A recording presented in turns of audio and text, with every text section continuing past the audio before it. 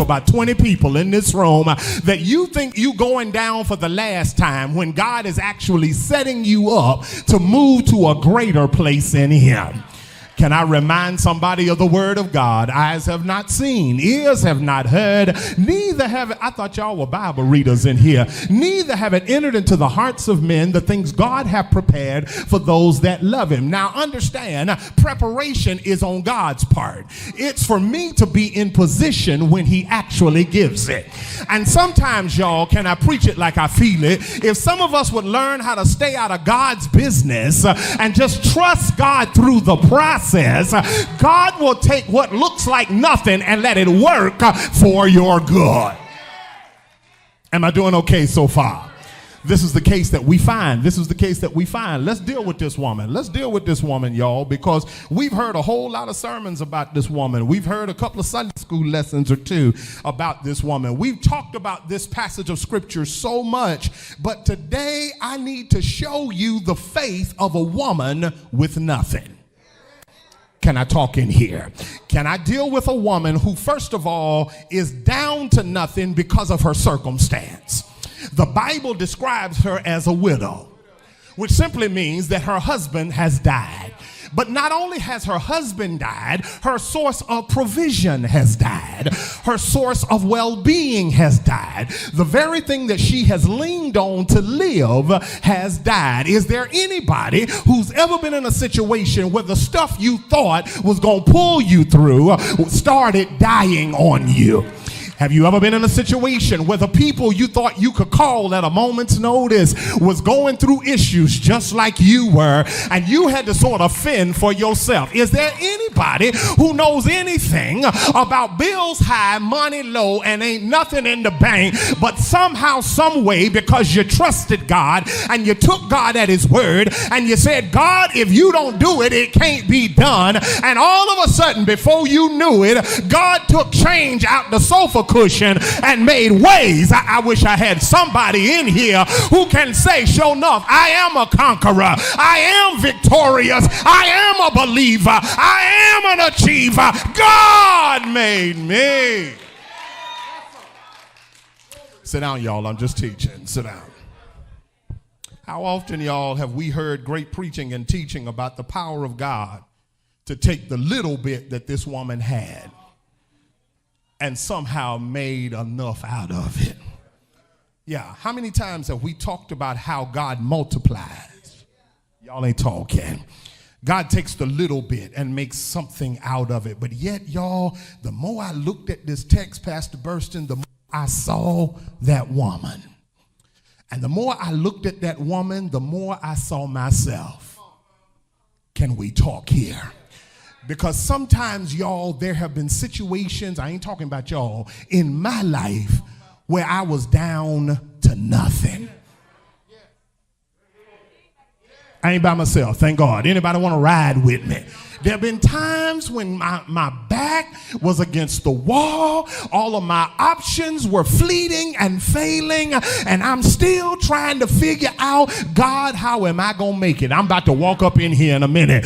I'm down to nothing. All I got is lint. And my lint is leaving me. But I'm still coming in here with a straight face, with a smile on my face, saying, I know the Lord will make a way somehow. I'm at a point where the lights are going to be be turned off before the week is out, and I still come in here shouting and singing, this is the day that the Lord have made. I'm trying to hold it together when it seems like all hell is breaking loose, and I gotta tell myself, if I hold my peace and let the Lord fight my battle. Can we talk up in here? Came in here hurting and the medicine ain't working, dealing with situations and it's not coming together, but something on the inside of me says, because of my press and my push, there's gonna be progress, promotion, and perseverance. God, I'm preaching better than y'all saying amen. Because right in the story of this widow woman who thought she was at her end, come on now, because the text said she was gathering sticks. Come on, y'all. Who gathers sticks to start a fire that's going to last forever? She wasn't gathering logs. She didn't cut down a tree. The text said a stick. But somebody knows that there is some provision in sticks. God help me here. Because God will take them few little sticks and start a fire that will continue to burn. I wish I had somebody who knows that if you trust him with the sticks, come on somebody, he'll let a fire burn like it's a starter log. If you trust him with, I wish I had about 5 folk in St. James who can say that problem that I had, I just couldn't seem to solve. I tried and I tried, but I just got deeper involved. But when I turned it over to Jesus and I stopped worrying about it, I wish I had 50 folk in here who can say, even with sticks, God can work it out. I'm still watching this woman, y'all, with sticks. God help me here. She's gathering sticks to start a fire for what looks like her last meal. Y'all heard what she said, right? She told the prophet, I'm gathering up. Now you got to catch this, because here's a revelation, Genevieve, that knocked me off my feet. Now watch this. This is going to blow your mind. Why in the world would God send Elijah to a woman that was already thinking she going to die? Why would God send a man of God to a woman who's already speaking death over her own situation? Y'all ready for it? Here's a revelation. The revelation I found in that is simply this. Sometimes God puts us all in situations so he can show us I'm the one with the power. I don't need you depending on the woman. I don't need you to depend on the sticks. I don't need you to depend on the little bit. Elijah, if I send a raven to take care of you, don't you know I don't know who this is for, but I'm about to drop something on somebody's lap. If God brought you out of half the stuff you've already come out of, why in the world would he leave you hanging in something you're going through right now? God will. I wish I had about 20 people that would holler at me like you know I'm talking right. God will take the worst of your life and turn it for your good. So we see in the text, and I'm still focusing on the woman who is in the town. Elijah shows up and says, bring me some water. No problem.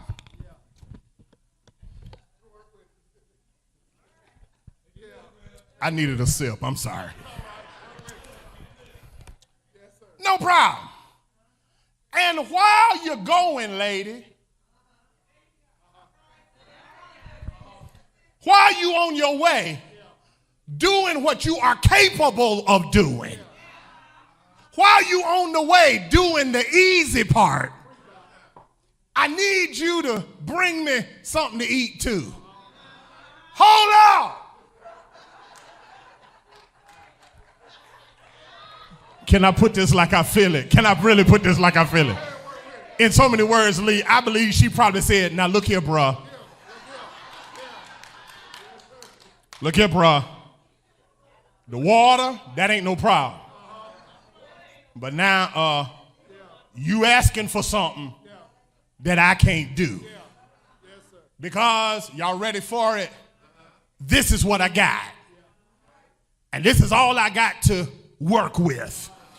And I want to pick up right here and just show y'all 3 things that the woman shows me for us to maximize our faith. Can I show it to you right in this text? Right in this text. Here it is, real quick. I'm riding. Number 1, the widow woman shows me, y'all, that I can maximize my faith when I first of all obey, even when it's not obvious. How in the world are you expecting me, bruh, to fix you something and I don't have enough? Come on, somebody. Remember now, God had already told Elijah, I'm going to send you there. There's going to be a woman there. I've already told her she's going to take care of you. Come on now. Well, something happened. Because apparently Sister Widow Woman didn't get the memo. And sometimes, y'all, can I be honest? In our walks of faith with God, sometimes we miss. Don't y'all sit up in here and act deep with me. Can I get somebody who's saved and sanctified but honest enough to admit sometimes I miss it? In my walk with God, sometimes I fall short.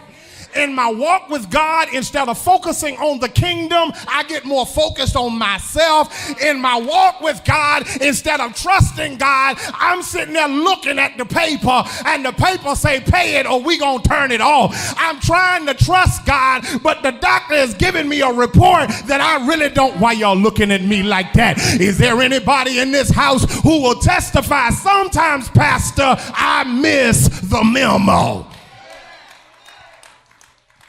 But here's what God does. God will set you up. In case you missed it the first time, he gives you grace on the resend. Watch the text. Because when the man of God says to her, listen, fix mine first. In other words, y'all ready for this? I know what you say you got, but I also remember what God told me. I wish I had somebody in here who understands that sometimes you got to stop looking at your situation and remember what God told you. Sometimes you got to learn how to stand on the promise even when all you see is problems. Sometimes you got to learn. Am I talking to anybody in here? If you're going to think big, you got to stop worrying about these little insignificant things and start saying, okay, God, if you got me out here, you're going to take care of me the rest of the way. God, if you open the door, I got to trust you to give me strength to walk through it. And I wish I had about 5 folk who can say that sometimes all life is a maximization of your faith. To step out and say, I don't see it. I don't understand it. I know what they see. I know what they told me. I know what I heard. But I believe God in the midst of my situation. And I'm going to trust and obey God even when it looks foolish to me. I'm going to obey God when everybody else tells me I'm crazy. I'm going to obey God, step out of the boat, walk on the water, and never mind naysayers, because when God starts blessing, the same naysayers are going to come running and asking, how did you do it? And your reply is going to be, this is the Lord's doing, and it is marvelous in our sight. Sometimes it don't make sense, y'all. Come on now. Because the woman didn't know Elijah. But all she had to go on was what Elijah told her. And sometimes, beloved, if you're going to maximize your faith, you got to go on what God said. You got to trust God even when it doesn't make sense. You got to learn how to say, okay, God, I'm leaning and I'm depending on you. I trust in God wherever I may be. That's what you say. up on the land or on the stormy sea, because even when billows roll, God knows the man will keep my soul. I wish I had somebody in here who knows when the storms rage, won't the man keep you? When the winds blow, won't the man keep you? When it gets to be too much for you and you feel like throwing in the towel, God will throw it back at you and say, I'll never leave you, nor will I forsake you. But then there's something else I see in this text. Can I show it to you? Can I show it to you? Not only must I obey even when it's not obvious, but then secondly, y'all, if you're going to maximize your faith, don't get mad at me. Learn how to live in your season of limited. You know, some of us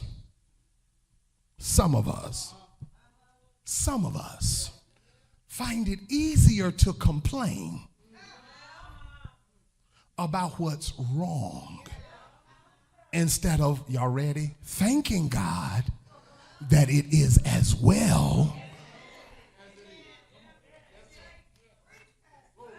How you doing? Well, it is hurting. How you doing? Well, that ain't right.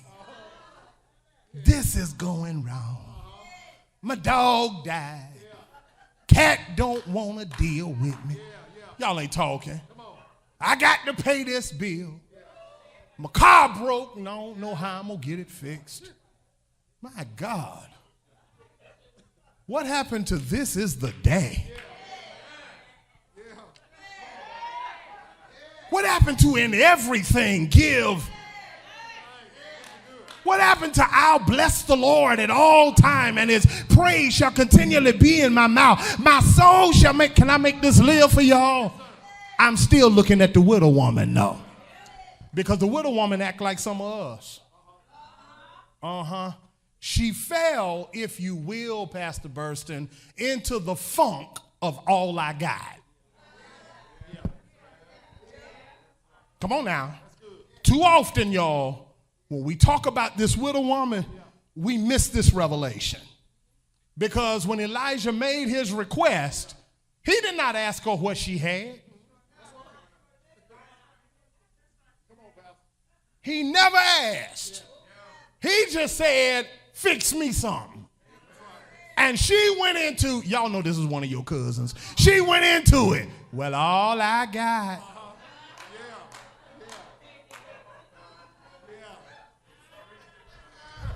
Y'all know I'm telling the truth.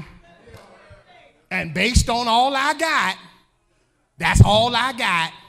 And I'm going to operate on all I got. May I help us this morning?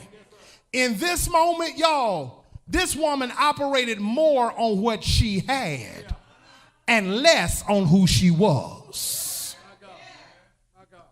Here she was more focused on her condition and less on the power of God. And the point that I'm trying to get over to y'all is simply this. We can't stop living just because we go through a season of limited. It is a testimony of our faith when we keep going when we ain't got none. I wish I had about 5 folk that'll just holler back at me. It's a testimony of your faith when you say, I got more bills than money, but the cattle on 1,000 hills, I wish I had some help, belong to my Father. And if there ain't no cattle on the hill, my daddy is still a rich man because the hill itself is enough. I wish I had somebody in here who knows God will be not dismayed. Well, y'all, I've been here long enough. Let me wrap this up. It's my intention to teach today. How do I maximize my faith? Well, first of all, I got to obey even when it's not obvious. Second thing I got to learn how to do is live even in my season of limited. Oh, but here's the last thing, and then I'm going to leave y'all alone. How do I maximize my faith? Finally, I got to make sure that I learn how to praise before the provision. Somebody missed a place to shout. There it was right there. Because here's another lesson that I find from this widow woman. Watch the text. Watch the text. Because while it's true, she took care of God's man just like God had set it up for Elijah. And granted, y'all, she did what the man of God told her to do. Watch the text. The text said once she did it, she, he, and her son. Y'all missed a place to shout. Even though she was dealing with all she got, when she trusted the man of God's word and took faith in what he said, y'all ready to shout? All I got became more than enough. And I'm closing here this morning, but is there anybody in this room today who can go ahead and shout right now? Because there have been some all you got moments in your life, and every time you were down to the last little bit, didn't God step in and make a way out of no way? Even when you were down to the last little bit, there was food on the table. Money was always there. Strength was always there. Power was always there. Because you trusted him with all you had. So because I trusted him, I'm done, y'all. Because I trusted him, even when I didn't have but a little bit. Because I trusted him when I had more bills than money. Because I trusted him when the hellhounds were on my trail. Somehow God took the worst of my situation and made a way out of no way. I wish I had somebody in here who knows that even at the skinniest part of your life, God will provide. Even at the lowest part of your life, God will provide. Even at the hardest part of your life, if you put your hand in the hands of the man that still the water, put your hands in the hands of the man who calmed the sea, take a look at yourself and you'll start looking at others differently. Because here it is, y'all ready to shout? If you maximize your faith, little will become much when you put it in the Lord's hands. God will take 2 nickels and pay mortgages. God will take 2 dimes and put gas in your car. God will take you sick and heal your body. Have you any rivers, I'm done, that seem impossible? Have you any mountains that you cannot tunnel through? God specializes in things that seem impossible. And do I have a witness that he will do what no other power is able to do? I'm sorry, y'all. I feel my preacher now, because I gotta tell you, if you maximize your faith, God will provide. If you maximize your faith, God will take care of you. If you trust him and never doubt him, have I got a witness in here? He will bring you out. I'm done, y'all. We gotta serve communion, but I need about 20 witnesses that'll testify like the hymn writer. I've seen the lightning flash. I've heard the thunder roll. I felt sin breakers dashing, trying to conquer my soul. But I heard the voice of Jesus telling me I got to fight on. Have I got a witness? He promised. I said he promised. St. James, he promised never to leave us. And if you hold on, if you praise your way through, if you give him glory in the midst of your hardship, won't he will he won't he, won't he will he won't he, won't he will he won't he take care of you. He'll provide for you. He'll feed you. He'll give you water. He'll rock you to sleep at night. He'll heal you. When the doctor gave you a bad report, he'll pick you up. He'll turn you around. He'll do surgery before the surgery date. I wish I had somebody that'll give your neighbor a high five and tell them, neighbor, I'm a witness. Can't nobody do me like Jesus. Ain't he all right? Ain't he all right? Ain't he all right?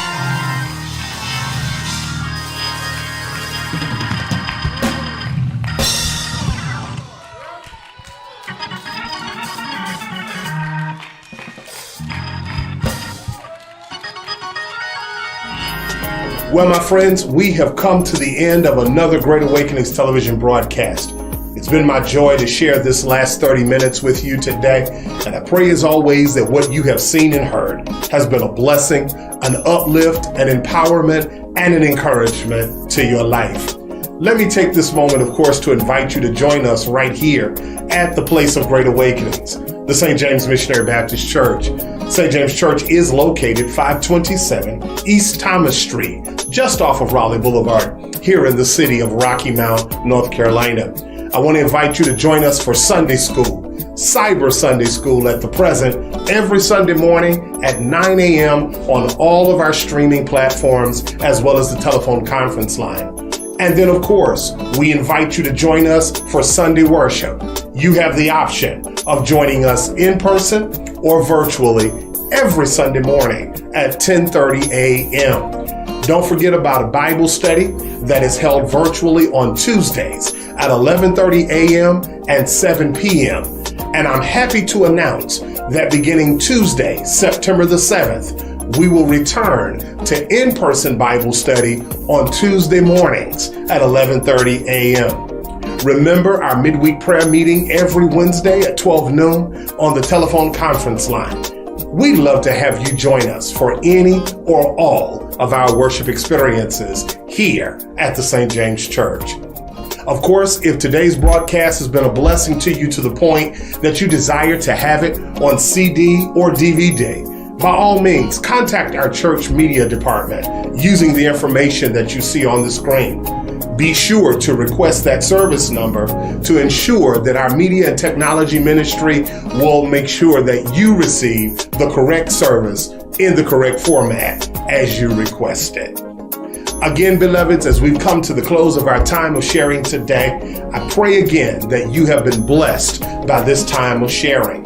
Again, we say good morning to all of those who are watching Great Awakenings in perhaps hospitals, nursing homes, convalescent homes, or even your private sick homes.